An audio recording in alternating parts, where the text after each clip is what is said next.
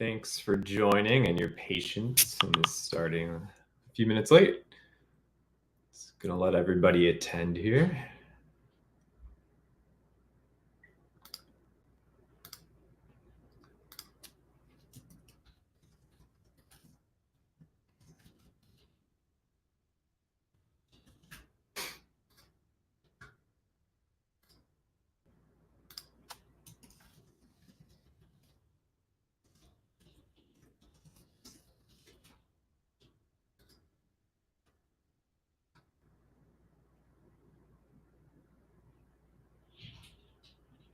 All right.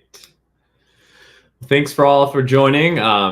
Emily has a video that I'm going to play, and then we'll take it away here. And if you have any questions or comments, please put in the Q&A or the text there. Thanks. Hello, my name is Emily Arnott, and I'm the community manager here at Blameless. And today, I'd like to propose something sort of bold, a new definition of reliability.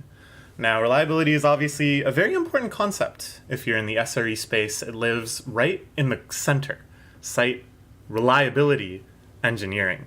And in the world of chaos engineering, when you're doing these experiments with failure, when you're seeing what makes your system tick, when you're trying to proactively prepare for the biggest possible problems, what is it that you're trying to improve? In a word, it's reliability. But what is reliability really? And whatever definition you're working with, is it sufficient? That's the first thing we're going to cover in this talk. Then we're going to cover the need for alignment on a singular definition of reliability across your organization. We're going to take a step back and think about our new understanding of reliability in the real world and how that can kind of motivate a more holistic view of what the concept really is. Then we're going to zoom back into the world of tech with a technical example and talk about the all-important measurability of this new reliability. So if you asked some of your peers, other engineers, what exactly is reliability, you might be surprised at the diversity of answers you get. At first, some people might say, well, isn't reliability just uptime? And that kind of makes sense, right? If the site is up, people can access it, therefore it's reliable. But then somebody might say, oh, well, uptime isn't everything. You have to think about how often is the site giving you errors? How often is the response actually the correct response? Somebody else might chime in and go, well, it's not just about is it correct or not, but is it fast enough? And then you're thinking, well, what is enough in this case? What is fast enough? Well, the popular definition with SREs is to consider your customer's expectations. You have like a service level objective. Oh, are we hitting that? That means we're reliable. But then that kind of just invites further questions. What customers are we looking at? How do we determine what those levels are? And you'll find that the more you talk about reliability, the more nebulous of a concept that it becomes. Despite this nebulousness, and despite the fact that you can talk all day trying to pin it down, companies are really eager to figure out exactly what reliability is and how to improve it. Because although we all have different definitions for reliability in the positive, it's all too clear what happens when there's an absence of reliability, and that's major costs. So if we look at some famous newsworthy outages in the last few years, you'll see that there's no easier way than to wipe out tons of your revenue, tons of your operating costs, than to suffer major outages. So these are major corporations, of course, but for organizations of all sides, a major downtime, incidents, unacceptable rates of failure can be extremely debilitating to their reputation and their customer happiness. So, what is it that we're trying to convince you of today? What is our definition that we think is a little more holistic and a little more helpful? We're not here to just kind of freak you out with all of these terrible statistics, but we want to inspire some confidence. We want you to really trust in your understanding of this concept and feel like motivated in improving it across your organization. We've been speaking to a lot of engineers about this from all sizes of organizations.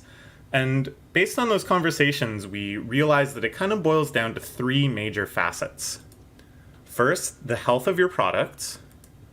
the happiness of your customers, and third, and this is the aspect that we feel is very underrepresented in these conversations, the socio-technical resilience of your team.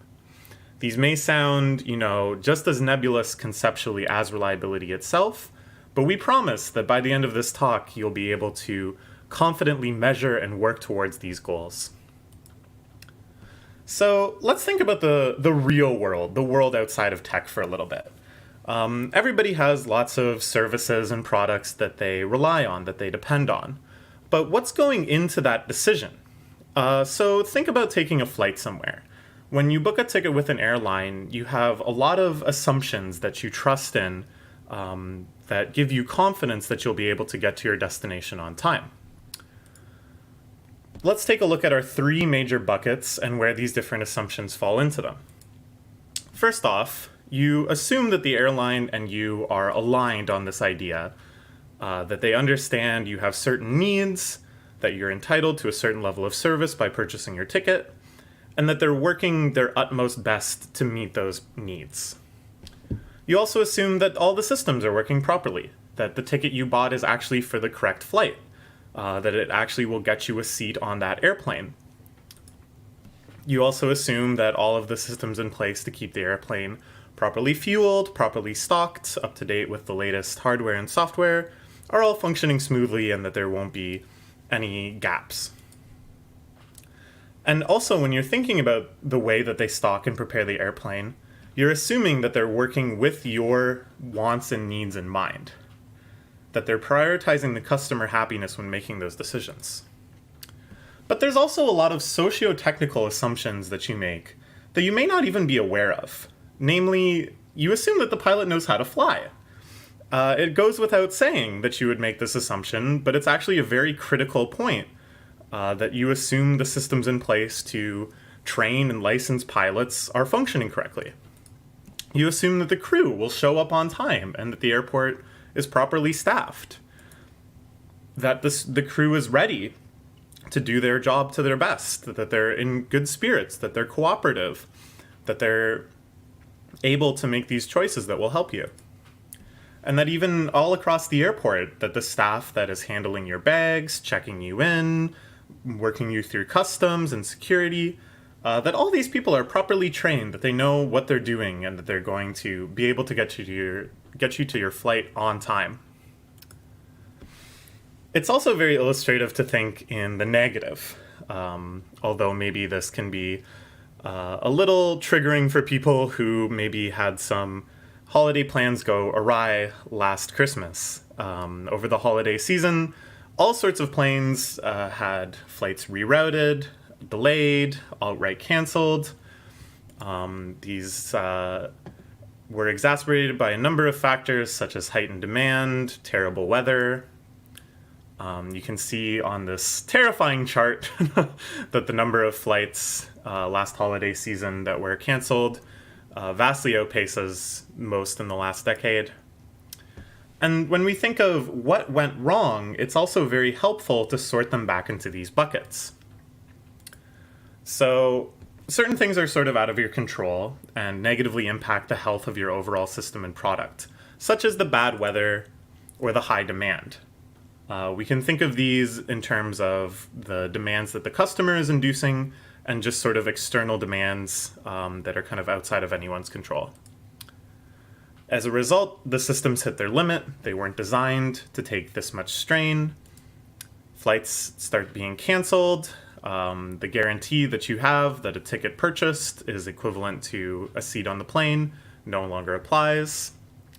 Customers feel that they're dealing with poor communication. They're not proactively warned about these risks. They're not managed properly in terms of getting them onto alternative flights. The messaging can be inconsistent. There were so many horror stories of people being told, oh, your flight is back on, oh, it's delayed again, oh, it's canceled, show up, don't show up, all over the board. And then also in this socio-technical resilience bucket, we see a lot of problems emerge as a result of these other systems strained to breaking. So for example, when these systems go down and the automatic booking systems can't handle this number of requests, a lot of airline staff were needed to manually reorganize customers into new flights, which is something that people aren't really trained on. It's a crisis scenario that they had never fully anticipated, and these people weren't ready to take on all of this manual work. In general, the staff was just not trained for what to do in this sort of crisis situation. The communication was lacking because there wasn't a system put in place for the staff to communicate with each other across, leading to this inconsistent messaging. In general, airplanes were often understaffed as a result of COVID and a lot of fluctuating markets around tourism. Many airports were just simply not able to accommodate the amount of traffic they got over the holiday season, and this understaffing just exacerbated every other problem. And when you think about this three-pronged approach of reliability, you'll find that it comes up anywhere, or everywhere and anywhere. When you think about a company that you complain about, a service that you're unhappy with, or conversely, a service that you are extremely happy with and feel like you can really trust and depend on, you'll find that the factors motivating these feelings can be sorted into these three areas. So, think about poor cell phone service. Yeah, there's aspects of maybe the network is spotty, you don't get good connection in certain buildings. Maybe there's aspects of, obviously, they're thinking more about the bottom line than the customer happiness. They're not reinvesting based on customer priorities. They're not making the effort to keep you on as a customer. But then a lot of the problems also emerge in the sociotechnical space where maybe support staff that you reach out to when you're having a problem isn't properly trained. Or if there's a larger outage, there's inconsistent messaging around when things will be fixed because the staff isn't so unified and there isn't consistent messaging internally. Same with a car. When you try to make a purchase of a reliable car, you're not just thinking about, oh, does this get good mileage? Is it robust? Does it have a lot of breakdowns? You're not just thinking about, oh, does this company seem to understand the needs of the consumer? Are they innovative? But you're also thinking about, how easy is this to fix? Are there mechanics I would trust to fix this car? Is there good service stations provided by the dealership? Same if you live in an apartment building and say an elevator goes down. Well, sure, that's a system failure, but you want to trust that the apartment building is investing in your happiness and understands the urgency and need to get this fixed as soon as possible, and that the people that they've contracted to come out and fix it are trained, are technically competent, will know how to resolve it. So now that we've kind of seen how ubiquitous this is across all sorts of industries and services, let's zoom back in on tech. Let's think about, how do we apply this sort of thinking to software development and software operations, where often this area of social technical resilience gets overlooked. So this will be a very simplified example, and obviously in the real world, the numbers don't pan out quite so easily and there's a lot more nuance involved, but hopefully it can be illustrative of how this line of thinking can make you reevaluate where your priorities are.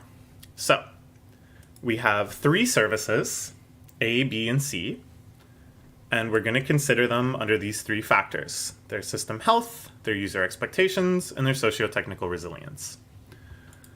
So service A, it's in quite good health. It rarely experiences outages. It's able to deliver fast, consistent results. Service B, it's okay. Sometimes it runs a little slowly, sometimes it goes down, but generally speaking, it delivers what people are expecting. Service C, though, not so good. We've had a lot of outages with it recently. Sometimes it goes down completely overnight, and generally speaking, it's not going to deliver anything that people request from it. So let's think first, if you had, some time to run experiments on this, some time to develop resources to help facilitate problem solving with this, if you had some time to refactor code bases, obviously you're looking at service C first, right? That's the one that seems to be screaming out for the most attention. But let's contextualize this a little bit with the user's expectations for each service. With Service A, it's fairly popular. Maybe about half of your users make use of it when they're experiencing your product. It's something like an auxiliary feature that provides more options when they're surfing through your e-commerce catalog, let's say. Not something that's integral to the actual usage of the server, but a nice add-on. Service B, that one is something everyone uses. Let's say it's your login services. There's no way that a user is going to be able to make use of your offerings if they're not able to log in. Service C, let's say that that's actually in very low usage. Maybe less than 5% of your customers make use of it on any sort of regular basis. It could be, in this e-commerce example, some sort of feedback system where they can live chat with someone on the site. And it's just not a very popular feature. So now you're looking at it again and you're thinking, Service B now kind of sticks out like a sore thumb. There's a lot of demand for it. There's a lot of expectations that it'll work consistently. And right now its health is only okay. We should be able to get that up to something in the green. But there's one more factor to consider. And that's the sociotechnical resilience of your teams. Let's say that Service A is actually quite new. It's a new feature that's been introduced. So far, it's been getting medium popularity. People are kind of playing around with these expanded search features.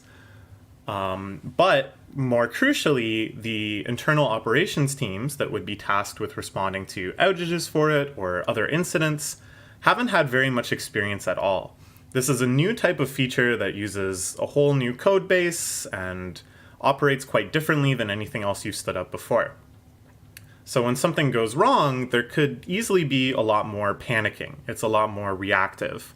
They're scrambling to try to figure out what's wrong, how do we fix it. None of the things they do for other services might apply. There's not things set up already like runbooks or guidance or past incidents to draw on. Whereas Service B and Service C, they kind of fall in line to existing patterns. They've been around for a while, they've had their fair share of outages, and engineers feel generally quite comfortable in dealing with any problems that arise. So now you're rethinking things again, and you're thinking, well, maybe Service A is actually the one we should proactively focus on. Let's say you're running a chaos engineering experiment. You're going to simulate the outages of certain features and just see how well your team can react. Well, with Service B and Service C, you've already gotten quite a lot of data from previous actual outages or previous experiments. There's already a lot of training behind those services. You may not actually need to worry about putting additional effort into strengthening those services. Whereas Service A, any sort of outage, any sort of incident could be quite severe if the teams aren't prepared and motivated and confident to resolve it. So this isn't to say, oh, for sure, work on Service A, as much as it to say Service B or Service C, but rather you should just keep all of these things into consideration, that when you're making these strategic choices, all three buckets should be weighing equally important in order to make your choice.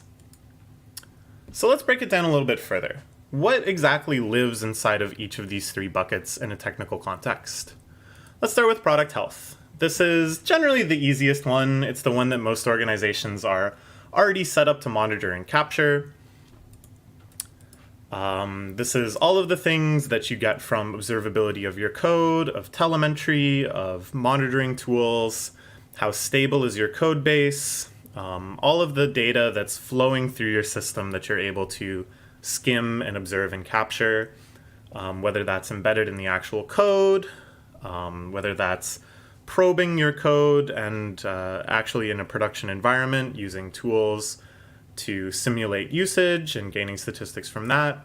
Your 4 golden signals of latency, error rate, traffic, and saturation. This is stuff that generally is familiar to most engineers. It's the stuff that's easiest to quantify, easiest to capture, and easiest to work from.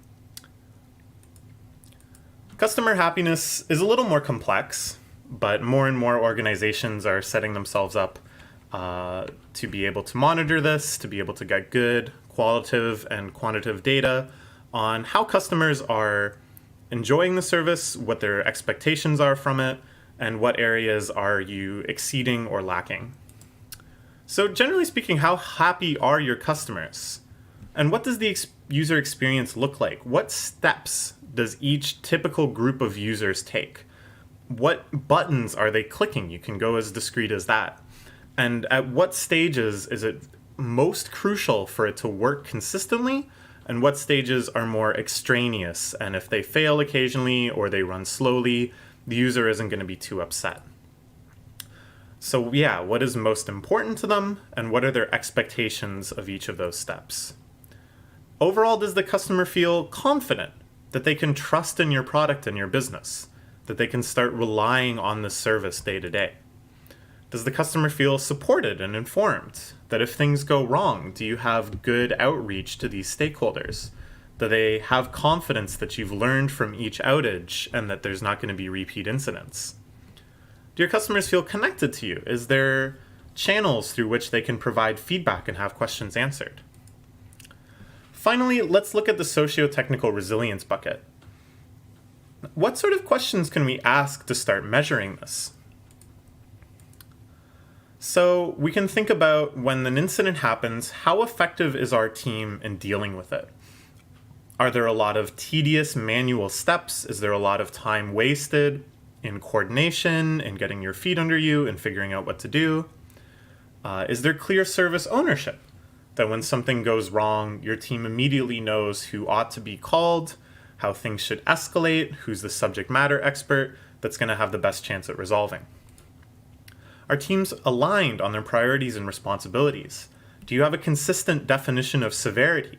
Do you have a consistent understanding of how severity is defined and how novel incidents can be sorted and be given appropriate triage and response? Are on-call loads balanced? Do you have certain teams that are super overworked and burnt out?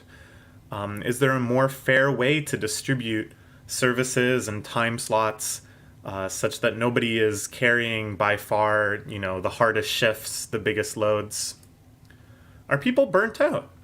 Can you get a sense of how much your engineers are actually working reactively on incidents? How much is that unplanned work adding on to their planned work? Are you accounting for that? Are people equipped with the tools and knowledge they need? And this is a very important one. If a given service breaks, is there something that's been proactively prepared to teach people how to fix it? Are there guides? Are there run books? Are there examples they can look at? Do they know who to contact? Have they learned from other people? Or is there still a lot of siloed tribal knowledge that hasn't been circulated? Does your team still function if somebody is suddenly away? Is there somebody that is relied upon heavily for a given type of incident that needs to share that knowledge and experience for the benefit of the whole team? So we can see this definition is quite all-encompassing. It's quite holistic. And there's a lot of value in that, I think, inherently, that there's never going to be something that slips under your radar. But even more important than, I think, the specific definition is to just have a definition that your entire organization can agree on. There's some benefits to that. First off, this alignment. As we talked about before, it can be very troublesome when teams have conflicting priorities, when they don't understand severity consistently. So just having a singular definition that can serve as the foundation for all of this questioning and all of this definition just gets everyone on the same page, and you know that you're going to be moving towards the same direction. It motivates impactful changes by encompassing the health of your product, the happiness of your customers, and the readiness, confidence, and happiness of your engineers. This one definition, you know that if you're able to satisfy it, you're accounting for all of those three things. And really, what could be more important than those three pillars of your organization? And finally, it prioritizes where changes are most needed. So as we looked at in the technical example, analyzing your services through this three-bucketed approach can really highlight areas where improvement is most needed. It can highlight them in a way that you know represents this greater organizational change. So It allows you to pick out services that require additional runbooks, that require additional training, that require perhaps chaos engineering experiments to test their failures. It kind of steers you on that right path consistently. So we've mentioned before that one of the goals of any good definition of reliability is that it's something that should be measurable. You should be able to track it over time. You should be able to see how your changes are affecting it and know that you're heading in the right direction. So one way that you can start to measure these things, moving from kind of a qualitative quantity to something that actually is a trackable number on paper, is by asking yourself some questions. So think about each type of incident. When you're working through the different steps of resolving that incident, which ones are manual? Which ones actually take engineers devoting time that could be better spent elsewhere? What's toilsome? What's tedious and repetitive? What are their sources and where do they manifest most? You can actually kind of come up with a number for each type of incident. Oh, an outage to this server typically requires 10 minutes of this toilsome overhead. How many incident hours has each engineer spent on call? And this is different than just how many shifts do they have, or how many hours do they have on call per shift. It's actually looking at how much time is spent, nose down to the keyboard, doing the active and often stressful work of resolving incidents. This will give you a better sense of your on-call load and balance. How much time has your team spent fixing each service? This is something that we talked about in the technical example. Have they had a lot of experience with this type of service when it goes down? Do they have processes in place from those past experiences? Are there examples that they can look at from previous incidents, or is this something brand new to them? And as you ask these questions and kind of find numbers that answer them, solutions will start to naturally appear. And the goal isn't some sort of magic number that can just tell you everything, but that numbers can start motivating the story. They can start pointing out trends and outliers that can then lead to the more meaningful discussions and improvements. So for example, you might notice, for this type of service, there's a lot. We should start trying to automate some of these parts. We should maybe write some scripts or some more specific or automated runbooks to move people through this without so much toil. You might go, oh geez, this one team, it's really always busy. We should maybe get some more people on it. This type of service is frequently having very severe outages, and maybe the best solution for that right now is just to support the on-call team we have as we think about more long-term strategy. You might go, oh geez, this type of service hasn't really gone down much before. And that may sound great, but it just should make you a little concerned that when an outage inevitably occurs, the team might not be as ready for it as you'd hope. So we should proactively practice. We should run some chaos engineering drills, simulate a few outages, and see how quickly we can get through them. So as you can see, it's not all about just the number tells the full story, but the numbers can start motivating these conversations to give you good strategic alignment.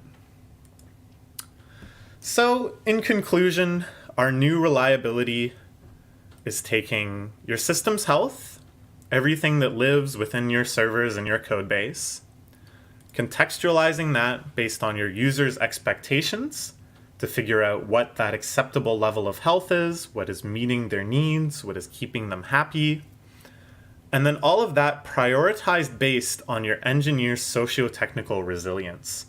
What areas are they most equipped to deal with, and what areas are still leaving them feeling a little shook, a little underprepared? We hope that this gives you a little bit of clarity on what improving reliability really means.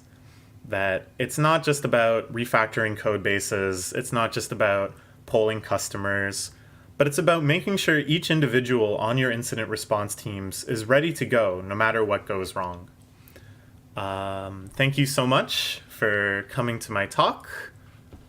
These are some of the sites that I cited for some of the examples that motivated this.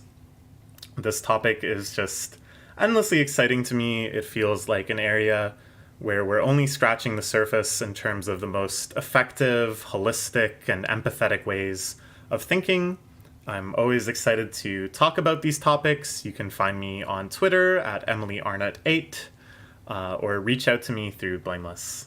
Thank you so much and have a wonderful day.